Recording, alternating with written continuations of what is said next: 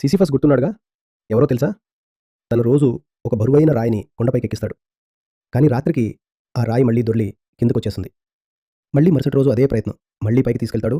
ఆ రాయి మళ్ళీ కిందకొచ్చేస్తుంది. తనకి ఎప్పటికీ ఆఖరి విజయం అనేదే దొరకదు. కామ్యూ చెప్పాడు, మనిషి పరిస్థితి కూడా ఇలాగే ఉంటుందని. ఎలా అంటే, ఎవరైనా ఒక చెత్త ఉద్యోగం చేస్తూ అక్కడ బాస్ కూడా చెత్తగా ఉండి విసిగిస్తే ఇక లాభం లేదని సిస్టమ్ ముందు కూర్చుని రెసిగ్నేషన్ రాద్దాం అనుకుంటాడు. కానీ రెసిగ్నేషన్ రాసే ముందే నౌకరీ.com ఓపెన్ చేసి వేరే దారులేమైనా ఉన్నాయా అని చూస్తాడు. దారులున్నాయి, కానీ ఇప్పుడు వచ్చే అంత జీతం అక్కడ రావటం లేదు. ఇంకేముంది, సేవ్ యాజ్ డ్రాఫ్ట్. ఆ మెయిల్ రాస్తాడు, కానీ అది డ్రాఫ్ట్లోనే ఉండిపోతుంది. నిజానికి అది ఇవాళ రాసింది కూడా కాదు, ఎప్పుడో పాత డ్రాఫ్ట్. ఇవాళ మళ్ళీ తెరిచాడు, మళ్ళీ అది డ్రాఫ్ట్లోకే వెళ్ళిపోతుంది. మీలో చాలామందికి విముక్తి కావాలని ఉంటుంది, కానీ దారి కనిపించదు. ఎవరెవరికి అలా అనిపిస్తుంది? ఇది అసహాయత కాదు, దారి ఉంది. మీరు ఆ దారిని ఇప్పుడు ఎంచుకోవట్లేదంతే. మీకు దారి మీ సౌకర్యం ప్రకారం కావాలి. మరి మీకు మార్పు కావాలా, లేక మీ షరతులా? షరతులే కావాలంటే అలాగే ఉంచుకోండి మీ షరతుల్ని.